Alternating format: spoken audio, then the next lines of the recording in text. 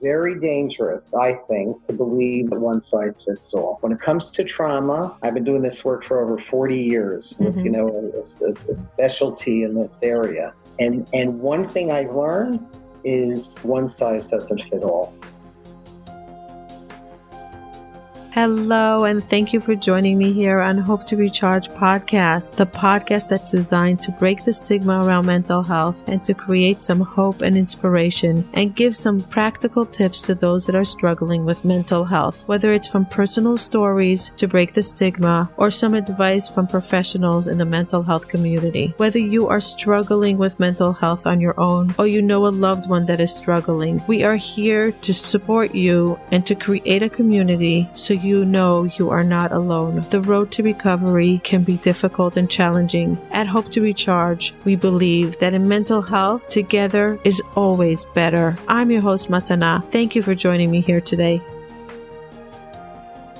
This episode is sponsored by BetterHelp.com, the online platform for therapy. Are you thinking of starting therapy or are you in need of a new therapist? Go to BetterHelp.com and find the therapist that meets your need. You can access them from your phone, from your tablet, from your computer. No matter where you are in the world, no matter what time of day, you can find your therapist that fits your need. BetterHelp is giving us 10% off the first month. They are so affordable. Go check them out. BetterHelp.com/Hope to Recharge. That's BetterHelp.com/Hope to Recharge. Gift yourself therapy. Go get yourself wellness. Today on the Hope to Recharge podcast, it's an honor to have Dr. David Pelcovitz, a clinical psychologist whose career over the past 40 years has focused on clinical practice and research efforts in areas related to trauma, child abuse, and parenting. He is currently the Strauss Chair in Psychology and Education at the Israeli Graduate School of Jewish Education at Yeshiva University. He also serves as special assistant to the president, as well as teach courses in pastoral psychology to the Yeshiva's rabbinical students. Before assuming that position, Dr. Pelcovitz was director of psychology at North Shore University Hospital and clinical professor of psychology and psychiatry at the New York School of Medicine. It's an honor to have Dr. Pelcovitz on our show. And now the host of the Hope to Recharge podcast, Matana. Hello, and thank you for joining me here today. Today I have a very special guest that I'm very excited to introduce, Dr. David Pelcovitz. First of all, thank you for joining me here, Dr. Pelcovitz. My pleasure, my honor. I'm so impressed with the amazing work you're doing. So thank you for allowing me to be part of this. Thank you. Thank you for all the research. Thank you for all the work. Thank you for all the talks you give around the world and the hope and the courage and the education, because the world is moving so fast now and it's hard to keep up with the psychology that's needed to help the world deal with how fast it's going. So we need leaders like you to help us really with our children, with ourselves, with our relationships. And it's really heartwarming to know that we have leaders like you in our communities and in the world in general. I'm going to go back into the area that I want to speak to you about today, which is trauma. One of the things that I've noticed a lot since I went through my mental health crisis, which I wasn't aware of crises beforehand. I grew up in a very traditional home with everything was fine and dandy. And then I had 3 kids, and then I hit rock bottom in a hospital, and they told me that I have mental illness, and it was diagnosed through a panic attack, which I thought it was a heart attack or an aneurysm, things that I didn't even know to define. And when I was doing research about how do we develop mental illness and what is mental illness, one of the first things, the words that I kept on hearing is, did you have a trauma? Did you go through a trauma growing up? Can you think of your first trauma? And I'm like, what is a trauma? Like, let's define trauma before we start working on trauma. And I started researching it, and there's so much literature that it's a little bit controversial because it's very hard to define trauma. And I would love to hear from you before we analyze deep into dealing with trauma. What is trauma? Again, there are probably as many definitions of trauma as there are of almost any other area of mental health, where often trauma means different things to different people. It might be helpful to think about it in 2 ways. One is any event, one that's outside the range of usual experience, where one feels kind of completely overwhelmed. We know, though, that it's something that you have to pay attention to if it's something that goes along with kind of post-traumatic stress disorder types of symptoms, like flashbacks, feeling like you're reliving the experience, high levels of physiologic arousal when there's any reminder of the traumatic event, avoidance, where you're avoiding any area that might put you in touch and trigger your belief in that somehow you're in danger or vulnerable. But life is partly about challenge. So it's extremely common to go through traumatic events. What sets it apart is if it's such an overwhelming event that you have a constellation of symptoms that either interfere with functioning, start to dominate your life, you have trouble digesting what happened, and if for a sustained period of time after the trauma, you are just not only not yourself, you're just numbed out and avoiding living life the way you had before. Then it's something that might really very much need to be taken care of the way you would severe depression or severe anxiety. So you're basically, if I understood correctly, you're saying that trauma is not the event, it's how we process it individually. Right. And it could be the very same event, could be processed completely differently depending on how it goes. A number of years ago, when I was a director of psychology at North Shore Hospital, now Northwell, there was a plane crash. An Avianca plane ran out of fuel as it was landing at JFK. And the pilot crashed the plane into the backyard of Johnny McEnroe's parents, famous tennis star. Yeah. And there were two brothers sitting next to each other, one 10 and one 8. Mm-hmm. One of them was fast asleep, had never flown before, and he wakes up on top of a tree in the McEnroe's backyard, this famous tennis player's parents' backyard. And to him, he thought he had never landed in a plane before. He had never flown before. He thought, oh, this is what happens when a plane lands. You land on the top of a tree. He was totally asymptomatic. He had no PTSD symptoms. His brother was a mess.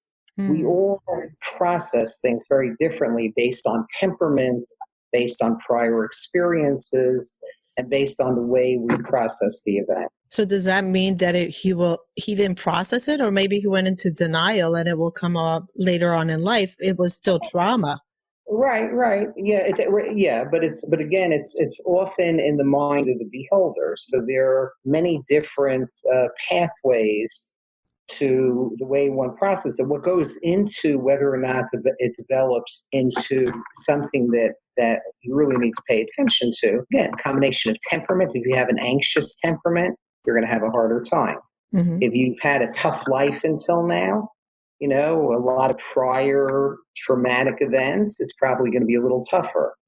If it happens in the context of somebody who's going through terrible marital problems or financial problems, or prior losses, it's going to be a whole different experience than people who are by their very nature have had a life that's more associated with resilience. I'm going to use me as an example because I like being firsthand. So for me, when I woke up with a panic attack in the hospital and they asked me if I had trauma, and I said, I have no idea what you're talking about. I had the best upbringing I can think of. Like I have the best parents. Everything was fine.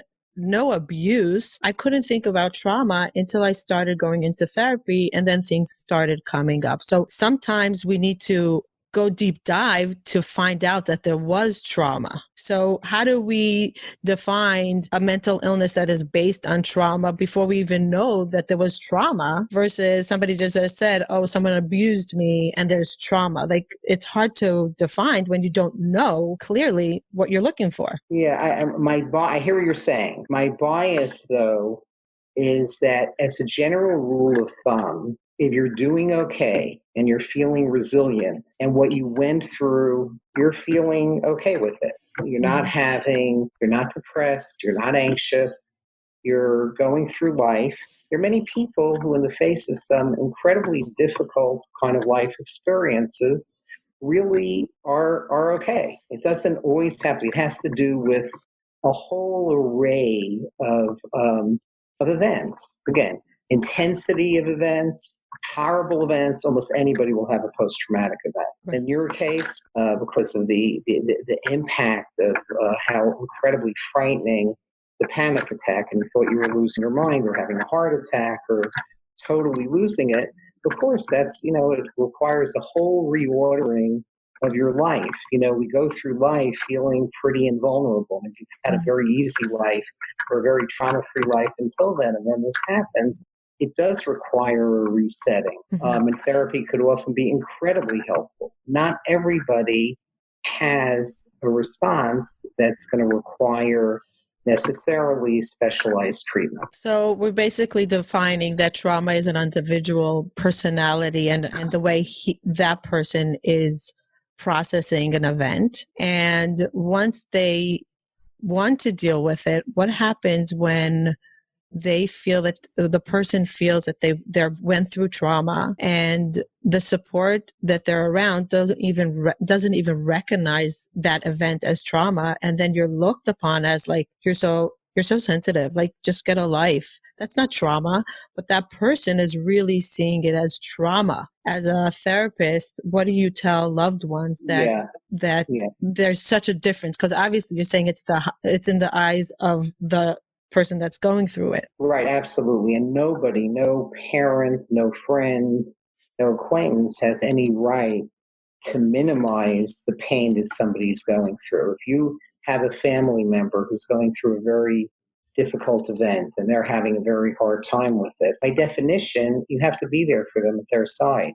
And you have to listen and understand. And one of the key predictors of how people build up resilience in the face of very difficult times is for people, especially close friends and family members, to be there at their side in a non-judgmental way, in an empathic way, and to allow them to feel what they're feeling, and to just give unqualified support.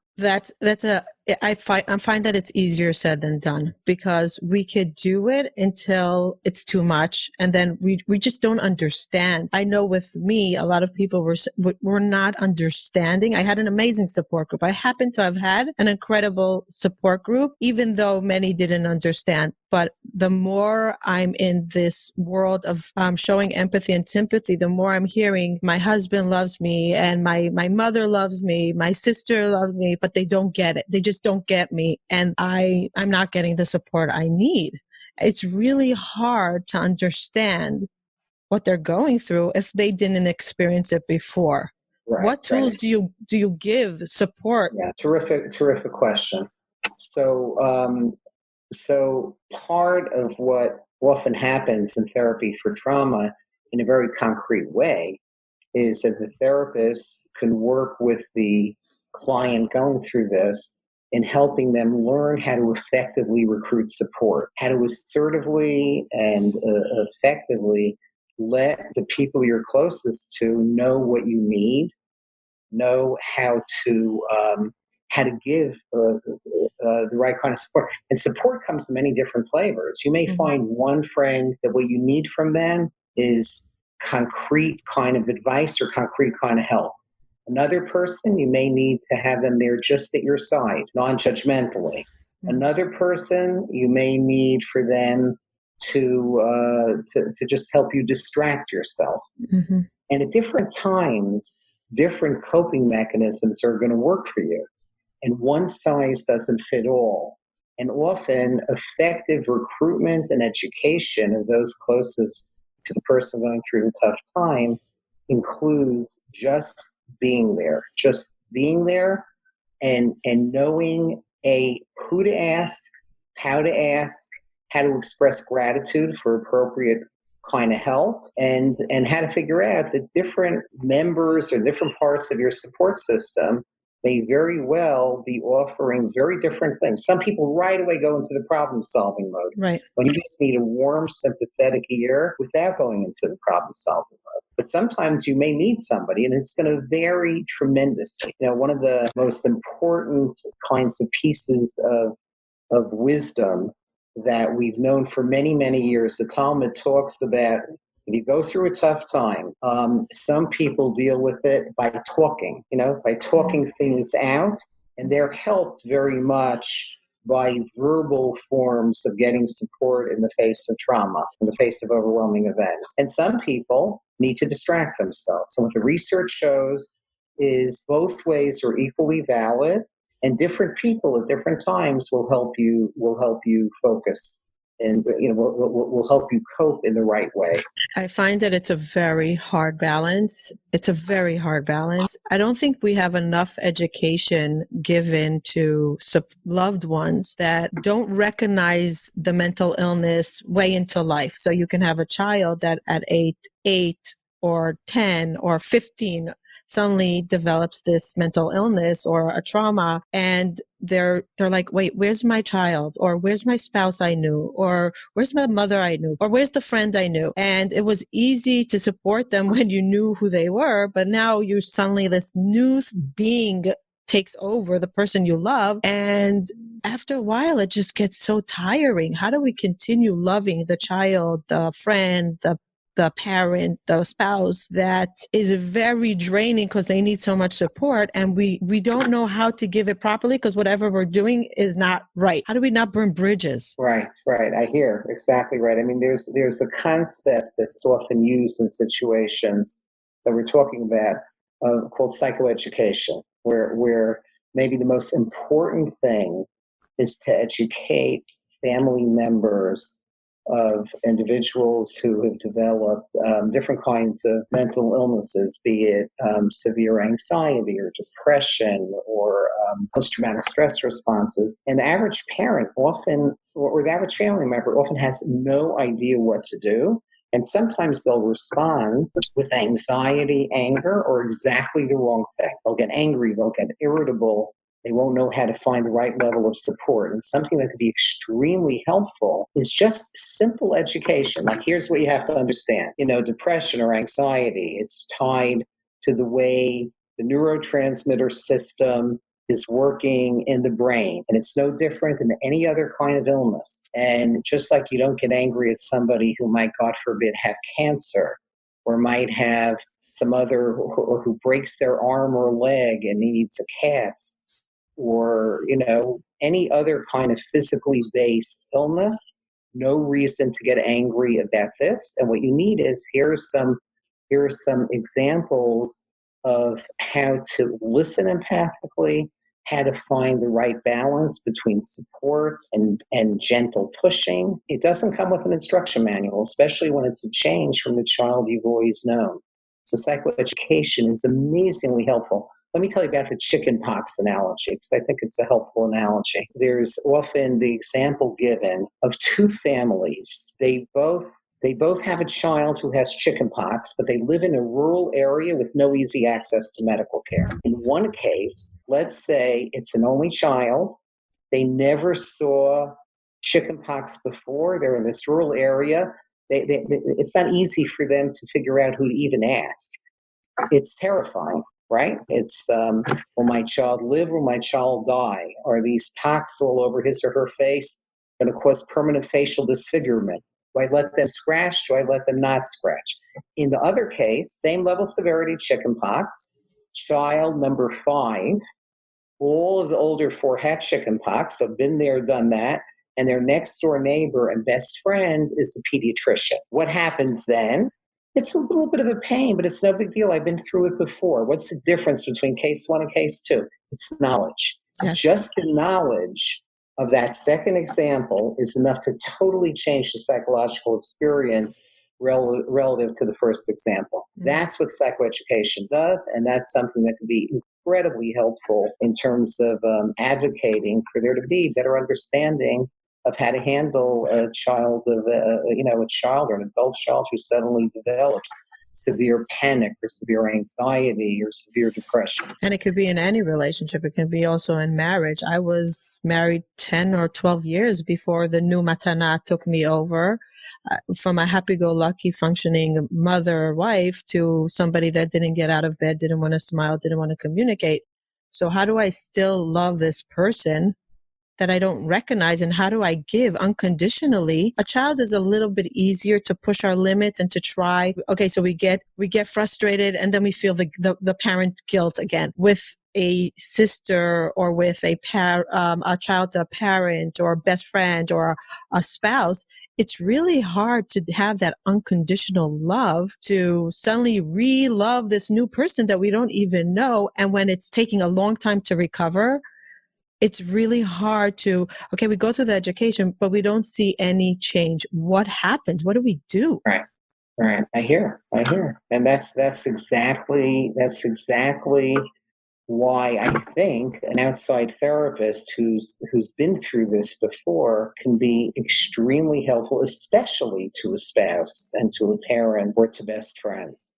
And you often do need guidance because the healing, it's very hard to deal with this stuff alone. The healing comes from enabling and educating those who are closest to the person who's suffering. And by the way, just the knowledge, this alone, the knowledge that this is not a choice, it's an illness, and the knowledge that there are a lot of very effective ways that you could be helpful, and that perhaps the most helpful thing is to be there unconditionally at your loved one's side, giving them support and validating their feelings and listening empathically and non-judgmentally makes an enormous difference. I hear a lot of support, people saying, am I enabling them to move forward because I'm giving them so much support? Am I taking the power away because they are loving the fact that they're the victims, quote unquote, and they're just staying in the victim mode? They're not doing the process. I'm supporting, but they're not doing the work needed because they're stuck in the victim mode. What do we do then? Yeah. I mean, what happens when the family member is not delivering, you're saying? Is not doing the work necessary, going to therapy or doing the mental exercises needed. The support is supporting, but they're becoming like a dry well. They can't give if the other person is still in trauma, is in the victim mode. But do we give a time to trauma? Could we say, okay, it's 9 months and 20 days. It's time to move on. You're no longer a victim. You should be past this. Can we do that? Or do we give an endless amount of time for trauma to just unfold? And if it's going to be a lifetime of trauma, so love unconditionally. Yeah.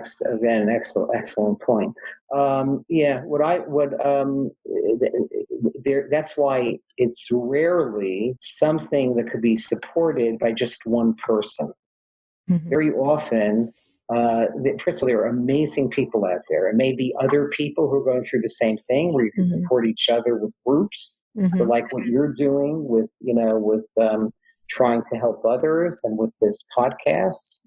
And with sometimes the most effective thing you could do, though, is to recognize you can't do this alone. One of the images that I find extremely helpful is a study done a few years back where they take people, put them at the bottom of a hill, and they say, look at the hill and estimate the steepness of this hill. If you're alone, the hill looks very steep. If you have somebody at your side, the hill looks less steep. The closer you are to the person at your side, the less steep the hill looks and the less tired you get walking up the hill. That's the key. And to recognize it's rare that this could be done alone. There's some unbelievable people out there who you might be able to recruit who could be amazingly helpful.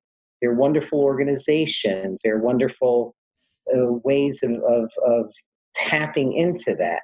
But there's also some people who you might be able to tap to help out. There's also times that family members can be there.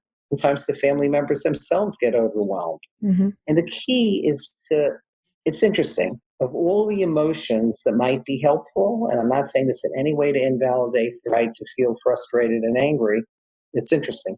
Gratitude and figuring out a way to be grateful for what you have and who you have is often most associated with resilience in this situation. Can you explain that a little bit? Sure. I'll give you an example. After 9/11, in these large-scale studies done of people who were most affected by 9/11, let's say people living within a few mile radius of the World Trade Center who might have experienced direct loss. And they followed these people, let's say, over 10 years. They find the ones who recovered most quickly and most effectively are those who were able to focus on what they had and on the positives in their lives and were able to connect deeply with the people in their support system, and those who stayed mired in anger, however justified, at the terrorists. How could you not want to kill the terrorists? How could you not be totally, mired in rage at them? The most valid feeling in the world. But we often have a choice. We could choose always to focus on what we have and what we have control over, or to focus on anger and what we don't have. And what the research seems to show is focusing on the positive, doing the positive, giving to others, like your name, which is a palindrome, right? When you give and you get back, right? Not time. To give, kind of embedded in your name. Those are the people who do the best. People who are doing what you're doing.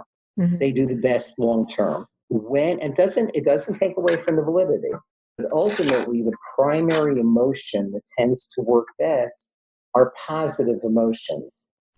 Happiness and recovery comes from focusing on what you have and being grateful for what you have, in no way invalidating the right to have strong negative feelings as well. I think that's important for both the supporter and the person that's going through the trauma. And I think it's easier for the person that's supporting to work with that. Sometimes the people that are in trauma, they can't access that gratitude. They're so depleted, their brain cannot go there. Do you believe in that we can be so mentally ill that we cannot see gratitude, we just see darkness?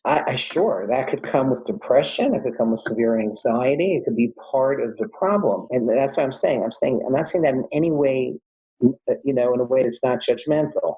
There's a field within positive psychology, which is about a 10 to 15-year-old field, mostly coming out of the University of Pennsylvania, that has a lot of many hundreds of well-done empirical studies that show that there's a science to be able to teach positive emotions, at the same time balancing with it, validating and supporting the pull towards anger or depression or anxiety. You need both. Right. And both are equally valid, but there are ways of gradually getting to the point that you could become more and more comfortable with being able to focus as well on some of the positive. And then look, for anxiety, the key is to avoid avoidance. On the behavioral level, how do you learn to face things? How do you learn to face things even if they're very difficult? How do you learn, in spite of the fact that every fiber of your being is pushing towards avoidance and pulling back, how do you learn to understand that part of life is to gradually and gently get more and more comfortable with facing and dealing with some difficulties? And that's the core of treatment of anxiety and depression. That takes time, and it takes a lot of professional help sometimes, and sometimes medication. It takes all kinds of things, all kinds of different approaches in the toolbox. What would you recommend to someone that's supporting, loving, kind? The person that they're supporting is in severe trauma. It could be grief, it could be depression. They're not moving the needle forward, it's just going backwards. And the supporter is losing interest in supporting, but they don't want to disconnect. How do we still, besides support from support groups, how do we still stay connected when we're so disconnected? You mean, how does the family member? Yes. Yeah, so there's some wonderful resources out there. There's, I would strongly recommend a few resources. One is Dr. Amador, Amador, from Columbia University. Have you talked about some of his work? No. As he's written, he himself has had experience in his family of severely ill family members. And he's a psychologist, and he's written and has all kinds of information available on the web on very specific kinds of guidelines in answer to that question on how to support. And what it mostly boils down to is exactly what we're talking about. You can't do it alone. You have to do it as a community. Right. Ways of being empathic and non-judgmental, but also giving yourself, finding ways to make clear what you can and can't do. And I would really recommend looking at some of Dr. Amador's work. There was also the acronym is LEAP. Here's a summary. Basic research. This is a little bit of a different person that I was mentioning, but this is research done at Harvard by Dr. Beardsley. Beardslee. And what he finds is that the ability, it's pretty much what I've been talking about, the ability for the family member and of somebody who has mental illness to figure out a way to be empathic without being sucked in. Very hard, but Dr. Beardsley has written a number of books. There's very specific examples on how to do that. And then he says, giving the disorder a name and understanding that the sick family member is not to blame predicts resilience. Okay. The ability to separate out what the family member could do to help from what was outside of their control, and maybe the awareness that they can't cure. That it's again, it takes a community. Dr. Beardsley, there's if I could recommend a book, well, you know what, I would just go online and look for books to help family members by Dr. William R. Beardsley, Beardslee, and also Dr. Amador's work goes in, this is a very, very common, nobody listening to this is alone. Right. This is something that a huge percentage of the population has to deal with. And like you're saying, Matana, this is not something that you're taught how to do. There's nothing in life to prepare you or your family members for this. It's very important to know that it's hard work and to not give up right away and to look for the advice, because there's so much advice, there's so much literature out there, and there's so much research, and there's a way. And sometimes the advice is to back off a little bit or to give them the way to heal on their own. It's a fine balance, and sometimes it's so hard to know and to be okay with the fact that we don't know, and it's a trial and error, and you keep on trying. And when you feel depleted, maybe go refill yourself. If you're feeling depleted, you need to take care of yourself. And I think that's something so important that we forget as caretakers to notice, that if we don't take care of ourselves, everybody's going to fall apart. Absolutely. Absolutely. And that's so important. By the way, and just the knowledge, just naming the monster and being able to say, I'm feeling depleted, and that's okay. That's a normal reaction to an abnormal situation. That in and of itself is incredibly empowering and healing. And and again, and it's not just the psychoeducation.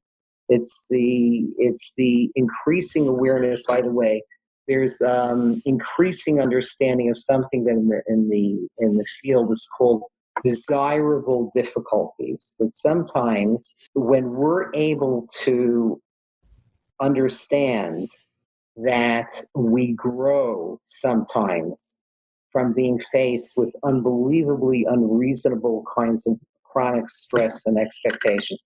Nobody would choose it, but we can grow from it. There's a concept of post-traumatic growth. When we see stress that comes our way as an engine of growth, and I'm going to share with you the one thing I'll say in Hebrew, but I will translate it. Okay, there's a beautiful, beautiful piece of ancient knowledge coming from over the millennia in terms of post-traumatic growth. And here's what it says. Ilu nafalti lo kamti, which means if I never fell down, I never would have gotten up. Ilu yashafti bachoshech lo hayarli. If I never sat in the darkness, I never would have appreciated the light. So it's through the darkness that we appreciate the light. And it's through the falling down we can understand how to get up. And it builds depth. Mm-hmm. and it builds growth. Yes. Nobody would choose it, Mm-hmm. but when we're able to see it and to see that part of it as something that we could grow from. So when I talk to family members of people with various kind of chronic, either physical illnesses or mental illnesses or both, they often have a depth and they often have a deeper understanding of what matters in life. Mm-hmm. Yes. And the ability to do that and to see that is incredibly growth producing. I just interviewed Tal Ben-Shahar, and we were just talking about that. He said no one will ask for a crisis, but once a crisis happens, if you choose to learn from it, you will be in a better place than you were beforehand. And I said, I always say, for me, joy is waking up in the morning and just being happy with no depression. That is the ultimate joy for me. There is no, and I would never access that joy. I would continue my search and yearning for joy of exterior joys, a new car, a new home, a travel, a vacation, flowers, whatever. Constantly, I still love flowers and I still do that as my joy. But for me, just waking up in the morning and knowing that I am free of pain, I would have never experienced that if I didn't go through the hell I went through. And every morning I'm like, when I do my gratitude, I do gratitude every morning. I do a meditation, and at night and during the day I'm in a few groups. But one of the things, I close my eyes and I actually feel the joy because it reminds me how dark the darkness was, and I should never forget it. You know, they say you should never forget the Holocaust.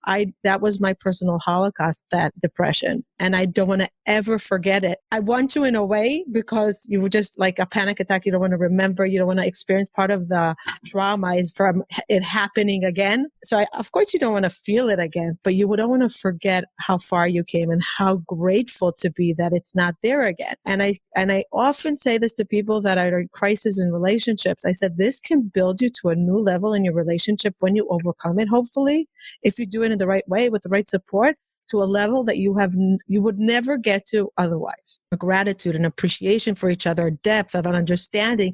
Sometimes you have conversations with a loved one that went through trauma that you would have never gone through that episode in their life, and you would never know about it, and you would never understand why they react a certain way. So it could be the crisis that brings to connection. And I'm happy you said that. I want to ask you about trauma. Are we trying, when we do trauma work, do we try to forget about it or to just have it as an event that happened that doesn't trigger us? What's the goal? Yeah, that's again, another wonderful question. My belief is we need to not forget about it. We need to not have it at the center of our life, but have it something that we could integrate into our life. In other words, something that we could integrate the lessons of the trauma. Like you just said, you're a deeper, more productive, a whole different person because of what you went through, including a lot of positive. There's a magnificent parable, ancient parable, that goes like this. It's about a king, and the king is a very insecure king, and he has at the center of his crown a magnificent diamond bigger than the Hope Diamond. And every morning he wakes up, he has the crown on his nightstand, puts the crown on his head, and he is amazingly kind of, it validates him and makes him feel like he has the biggest and the best in the world. He's just amazingly happy about it. One day he wakes up, puts the crown on, he sees a flaw has developed right down the center of the diamond, and he's spooked. Puts out a call to the kingdom. Anybody who could fix this diamond, I will make wealthier beyond their wildest dreams. And jewelers come from all over the world, can't fix the flaw. And it's impossible to fix the flaw. It's the flaw in the diamond. It's the flaw in the diamond. Until a little old chassid comes in, little old Jewish man, because it's a Jewish story from the Book of the Maggid, comes in, and he takes an engraving tool and engraves magnificent leaves around the flaw that now becomes the trunk of the tree that makes the diamond even more beautiful than it was before. Make art out of the pain. Exactly. You can't get rid of the flaw, but the flaw could become the centerpiece of something even more beautiful than it was before. Somebody once said, that art is making something out of nothing. Humor is making nothing out of something. And we need the art and we need the humor. Wow. And we need to understand that whole beautiful, beautiful tree and tapestry that we could weave out of our suffering to make us into deeper people who integrate the lessons of the pain into a more fulfilling life. Wow. Is it healthy to do the humor part, making nothing out of something? Yeah, it's a coping mechanism. I'm a huge believer in it. I think there's a lot of research that shows that humor, we're not talking about a sarcastic, angry humor. Right. That is humor that helps people cope. I mean, I've seen people who've gone through unbelievable difficulties in their lives. And without the humor, they couldn't, the kind of mash humor, from that old 70s TV show or 80s TV show. Right. Yeah. Because I always wonder, my husband had a horrible upbringing. His mother left everybody when he was 9, disappeared and never came back. And being abandoned by a parent that didn't even tell you why and disassociates, but calls once a year to say, happy birthday, you're my child. So like there's a subtle abuse there. I'm your mother, but I'll disappear and I'll come back. And my husband is one of the most joyful, happy, laughing. And I always say, well, are you masking dealing with the pain of the loss? And his answer is no, I choose to live the life of now and joy versus the pain of my loss. Is that a thing in trauma? Yeah. And that's exactly what we were talking about before with, the choice to focus on the positives, focus on the gratitude.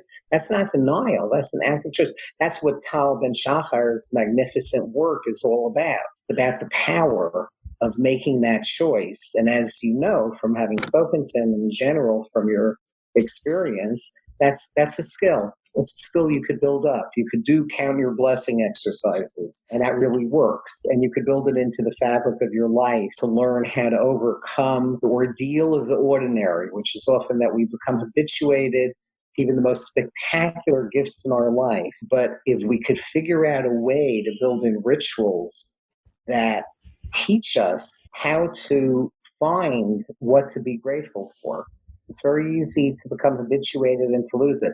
We tend to be most grateful to those who we don't know so well, people who unexpectedly help us with a flat tire on the highway. Right. Least grateful to those we owe the most to a parent, to a friend, to a spouse. Yes. And to be able to learn how to override that, in the ways that Tal's books talk about, the work of Dr. Seligman and Penn talks about, it makes, it really works, and it's associated with one of the most powerful tools in the toolbox of resilience. So there's no real roadmap and say, okay, first you have to grieve, then you have to be angry, then you have to feel lost, then you have to accept, then you have to rebuild, and then you have to be happy and count your blessing. Or it doesn't matter. Each one is individual, the way they want to process. Very dangerous, I think, to believe that one size fits all. When it comes to trauma, I've been doing this work for over 40 years with, a specialty in this area. Right. So I've seen, I don't even know what the numbers are. Trauma. Unfortunately. It's... Thank God you're there. Very, very gratifying work, because the norm is resilience. Right. And one thing I've learned is one size doesn't fit all. As many different people as I've seen, no two people are the same. There are certain underlying principles, and there are certain, common pathways and common issues so that we can talk about, therapeutic approaches that we know are helpful, and there's tremendous, tremendous body of knowledge out there. And the field's become much better at doing this in a systematic way that can be extremely powerful. The bottom line is, nobody could tell you that you have to take this step or that step. Dangerous way to think. I just want to address the question I asked before about reliving the trauma. It's not about forgetting. It's never about forgetting about it, because forgetting is denial. Something happened. How do we deal with it? And how do we turn it into a growth and positive, even if it's a death of a loved one, even if we lose a child, God forbid, or divorce, but severe trauma, we can turn it into something big. Right. But again, while at the same time giving yourself permission to feel the pain. It's all about the gradual integration, which, by the way, like you said before, there's no timeline on this. This may take you decades. It may take much less for some people. Then again, it's not an event. It's a process. Right. And it goes very, very slowly. What I find is the biggest misconception on the part of friends and family members is the length of time that it takes. They just don't get it when they're doing that. And they have no way of knowing it because there's nobody who's taught it to them. It can take a very, very long time. And the key is to just continue to be there at people's sides to the extent that you're able to, and to, recognize that you can't be at the bottom of that hill alone without getting overwhelmed by the steepness of the hill. No, you need to have people at your side. And I really love that hill because the hill is also for the supporter and also for the person that's going through the trauma. Both need support. No one can stand alone. And I love that analogy because maybe the supporters can actually look at what it's like to go through the support alone so they can be empathetic to the one that is struggling and say, oh, just like I can't go through supporting alone, they can't go through the healing alone. And we're both at the bottom of the mountain. How steep is it? Who's going to go with us and who's going to support us? So I really appreciate that analogy. Talking about loss, and I know you specialize in trauma and loss. So I want to go a little bit, I know that my listeners are not all Jewish, but in the Jewish perspective, we do have timeline for mourning. Where is that source and why is it that the Jewish perspective, the religious perspective tells us you have 30 days or 7, it really starts from the first day before burial, then 7 days after burial, then 30 days, depending if it's your parent, your brother, your sister, your spouse, a child, God forbid. And then there's the year, the 12 months. So there is a time frame that they're putting on our grief. How do we process that?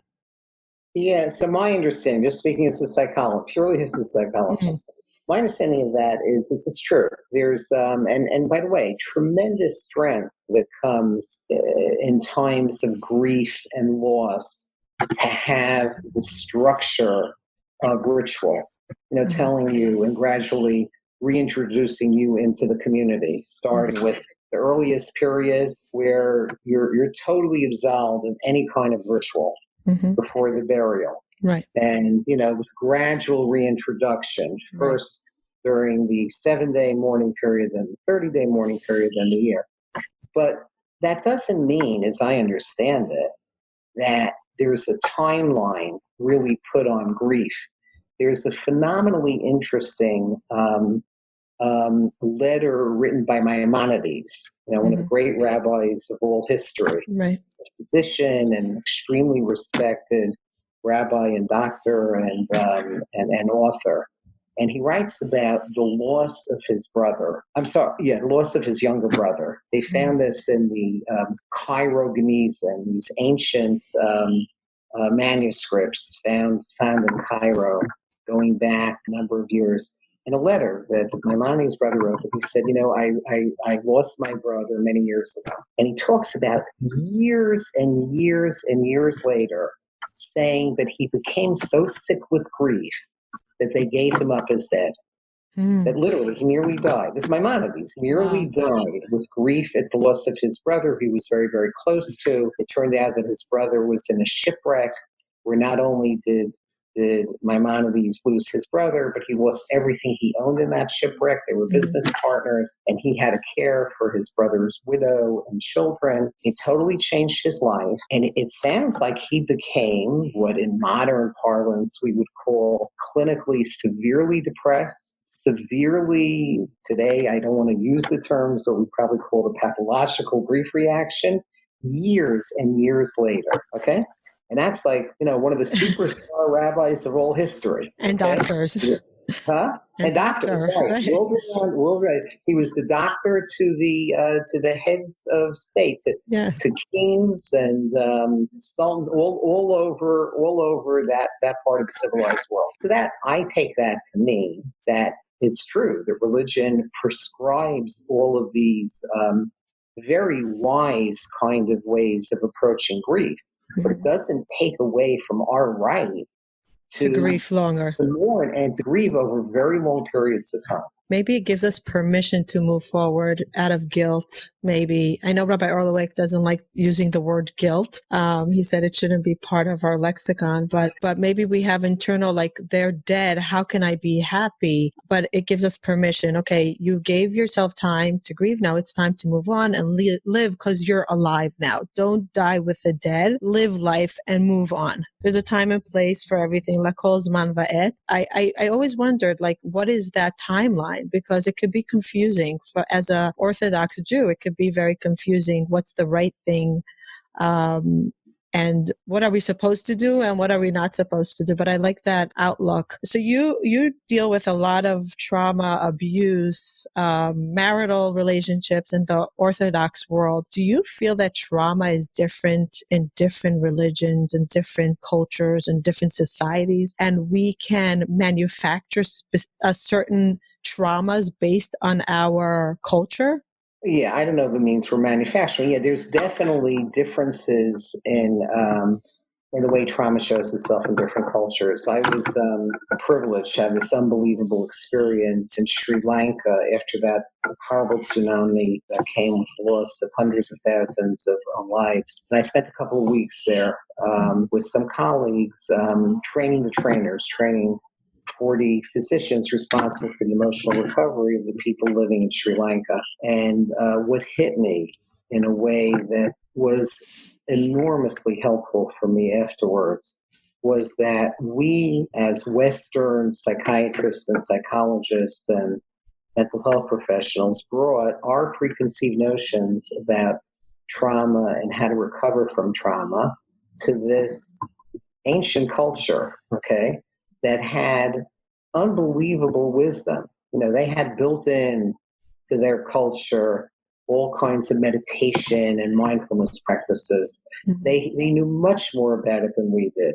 Mm-hmm. They also had a whole different kind of an approach to how to deal with loss and how they wouldn't have bought what you just said or what we just said about you need to take care of yourself before you take care of others or something as a way of replenishing your battery. They don't go for they think that would be crazy. It's not a matter of right or wrong. It's they have a whole different worldview.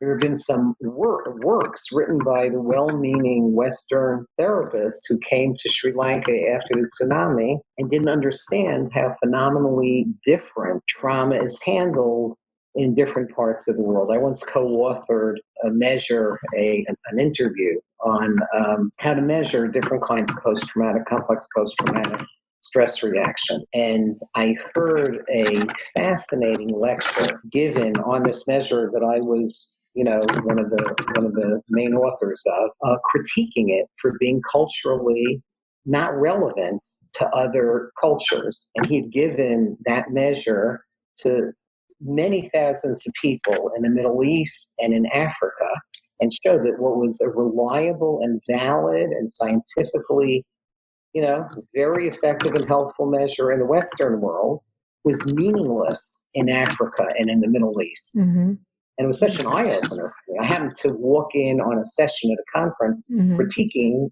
my measure. I see my name up on PowerPoint, and it was like, it was a real dose in humility. But it was so growth-inducing. Talk about desirable difficulties growing from seeing like, wow, my thoughts and my work is very bound by culture. So we have to be open to all of that. I just interviewed a therapist from South Africa. She's from the Indian culture, and she said that when her dad passed when she was 12, she was not allowed to share her emotions. You don't share your emotions. You pretend you're happy, you grieve, and then you pretend that you're happy, you don't share. And she said that it was stifling for her, actually, to not share and to not be able to share because that's a sign of weakness. So I think the stigma, also in our culture, we have a lot of stigma that's getting better and better because the outcome of being silent is not so, it's not a beautiful outcome, but to learn what is a real emotion and what is culture, society telling us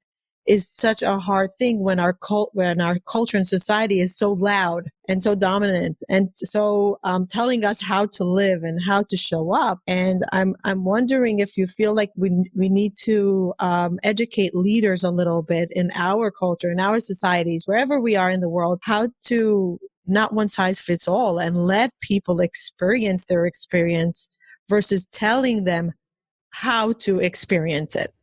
Absolutely. That's so important, is that one of the things we teach, one of the hats I wear in my job at Yeshiva University is we teach rabbinical students. We have a series of 4 courses they take on pastoral psychology, where we put a tremendous emphasis on how to deal with trauma. Mm-hmm. And one of the main points that we drum into their heads, these future rabbis, is exactly that point. You have to understand one size doesn't fit all. You have to understand how to validate and how to integrate the wisdom of the religion with the need to really have a good listening ear, to be a compassionate listener, and to understand, and this is, I think, universal, when you cry, emotional tears, okay, let's say I did an analysis of tears that come out of your eyes because of an allergy, or tears that come out of your eyes because you're crying out of sadness and grief. The tears that come from sadness and grief under a microscope have cortisol in it. When you're crying, you're releasing stress hormones. Tears are often an incredibly important part of healing. Mm-hmm. For cultures that don't allow for that, I think that's universal. It's universal. Again, ancient wisdom going back over the millennia. Mm-hmm. There's a fascinating guideline in Jewish writings that says, in Pelcovitz, in this writing, it says, don't try to give condolence to your friend when there hasn't even been a burial yet of the person they lost. Mm-hmm. So this rabbi in the 1820s writes the following. He says, on the contrary, when he sees that you're not giving him condolences and you're allowing him to cry, with you just sort of being there at his side, allowing those tears, he'll cry even more. Mm-hmm. And he doesn't explain it, except that we understand that. Crying more, it's a gift. There are times that the gift of tears is the best thing we could do, but not all cultures believe that. I believe that might be universal. Right. And I appreciate the work that's being done because it's breaking some preconceived notions of how we have to show up in the religious world and in society as leaders, as parents, as teachers. And it's very helpful because there is a lot of trauma of we need to be one size fits all, and we're not. And it's not even a godly thing to be one size fits all. And it's important to teach that to leaders. And I'm so grateful for the work that you're teaching and implementing because it's important. I have a few more questions before we gotta go. I want to go through with you, if you can give us 1 or 2 practices for mindfulness, because one of your things that you talk about trauma and coming back, releasing, getting over anxiety, getting out of the anxiety, grounding ourselves is mindfulness. It's hard to know what it is to be mindful if you have no idea what that is. It's like saying, go make a chocolate cake, but I'm not giving you the recipe. Figure it out. So if you could just give a little description of what it means to be mindful, and a short exercise that anybody can implement, whether they're into psychology or not. Right. Okay. Sure. Let's do that. That's something. Do you mind holding on for a second? I'm going to get Rabbi Dr. Feiner's book, which I know exactly where it is, and I'll read to you an exercise that he has. So I just want to give the audience a background. It's Dr. Feiner's book. It's called Mindfulness. And Jonathan Feiner, and he has exercises there about mindful practices. Yeah. Okay. Here. So let me go through this with you. So let me first of all just go over basically what mindfulness is. So it's paying attention in a particular way, on purpose, in the present moment, and non-judgmentally. And I'll explain it as we go on. So we're going to break it down into first the what skills. What is mindfulness about? It's observing, describing, and participate, but in a totally non-judgmental way. It'll make sense when I read you from the script. So observing would be, let's say you want to eat mindfully, and you take out a piece of chocolate, let's say a Hershey Kiss. So what we would do is we would just have you very slowly take, even 5 minutes to very slowly open the Hershey Kiss. So observing would be you just notice the experience, you watch the sensations, thoughts, feeling, and urges come and go. It's called having a Teflon mind, meaning you don't let anything stick to you. You don't say to let's say you say to yourself, oh, I'm messing this up. So you say to yourself, that's fine, do this non-judgmentally. That's the observing. It's just you're living in the present and watching the urges come and go and wash over you. That's the observing. Describing, after eating the chocolate kiss in a very, very slow way, you'd use words for the experience, you label the experience, just the facts, no judgment. So you might say, as I, unwrap the wrapper, I see that something I never noticed before. On the white piece of paper that you take the covering of the kiss off with, it says a word I never noticed before. You use words for the experience. You label it, just the facts. And then participating. You become one with the activity. You become spontaneous, no self-consciousness. And the key is, don't judge, stay focused, do what works. If you're not doing it right, just say to yourself, that's fine. That's part of the exercise. It takes a very long time to learn how to do this right, but you can't mess it up. It takes a lot of practice. I often recommend to people that if you have like a Fitbit, the new generation Fitbits, those watches you wear, they now have built-in 2-minute relaxation exercises where they guide you by tracking your pulse and taking normal breaths in and slow breaths out and give you kind of feedback that way. There are wonderful apps out there like Simply Being that you could download, Calm, C-A-L-M. Yeah. These apps are really gradually get you to learning mindfulness in a very practical kind of way. And it could change your life. If you just do it for a couple of minutes a day, it becomes a very important part of the toolbox of dealing with some of the tougher times in your life. What happens in the brain when we are mindful? What's triggers and what's going on? Research shows is that literally the parts of the brain that light up are the parts of the brain that are involved in healing.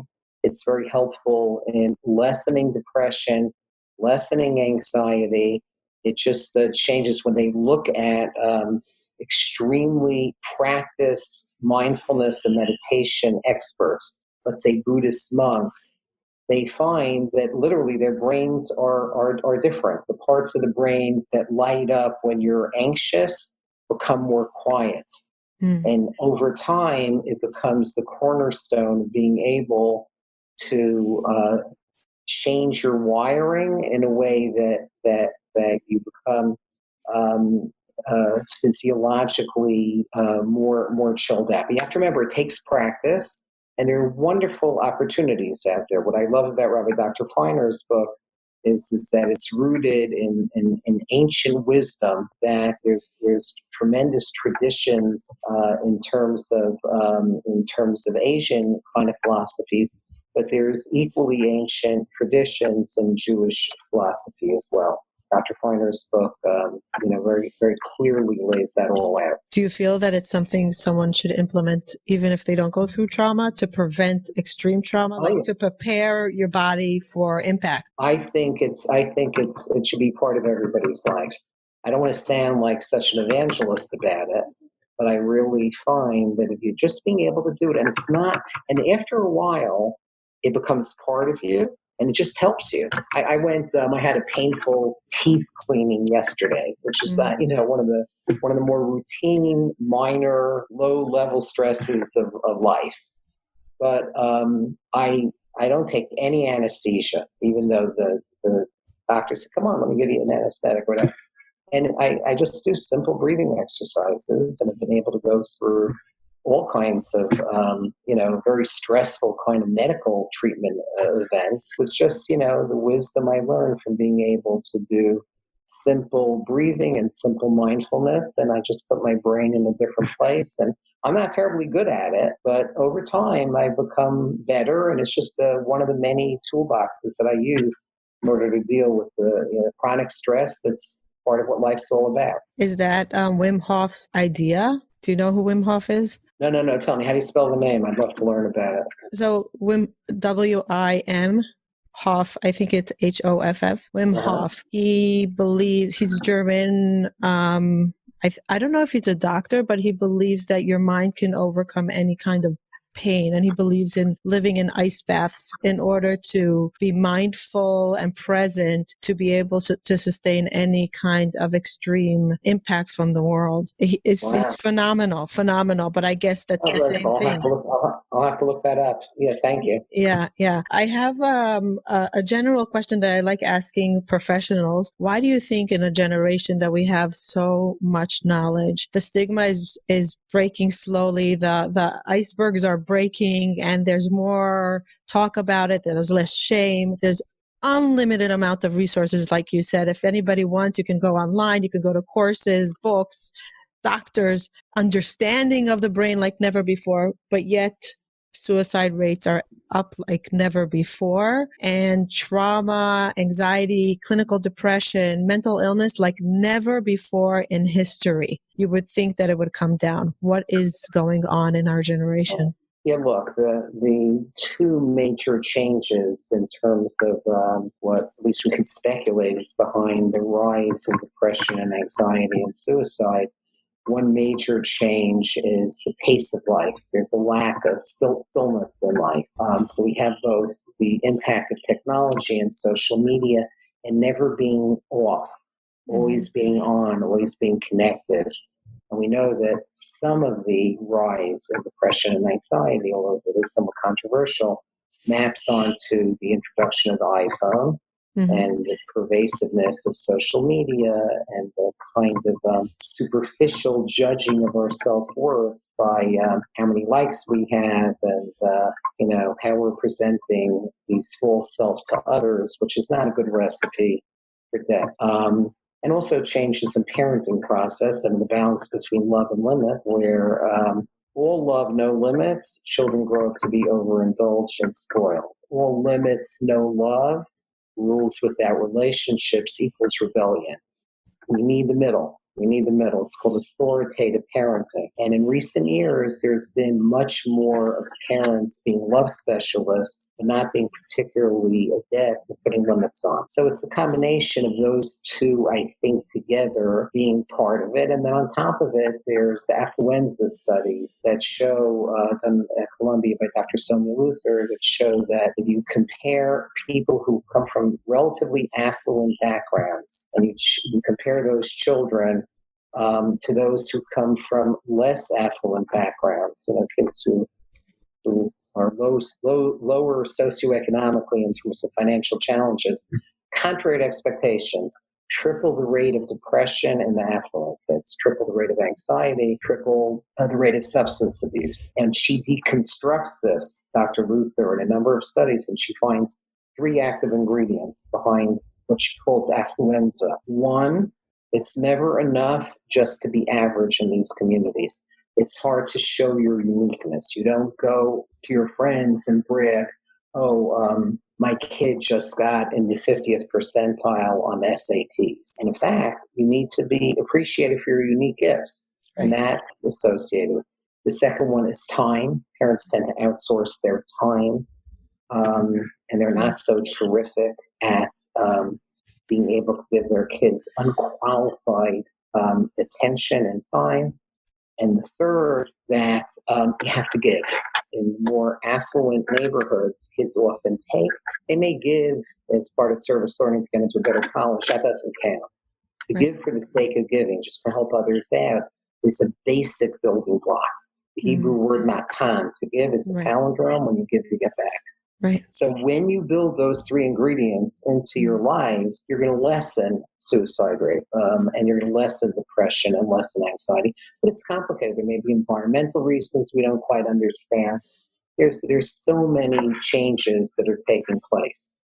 But again, there's always hope, and there's always the core ingredients of resilience, which is what your podcast is all about. I was going to ask you, how do we stay hopeful when the numbers are rising? That was my next question. How do we stay hopeful? Like somebody in your position that devoted his life, education, and continuous hard work for mental health, stability, and awareness, but yet the numbers of suicide are rising. How do we not feel like failures? I'm extremely hopeful. First of all, it's true that they're rising, but I think also that's not 100% universal. And more important, we're beginning to get it. Technology is a relatively new challenge. The Hebrew word for hope is tikvah, which is the Hebrew word for a cord or a rope, meaning we're not dangling alone in the wind, okay?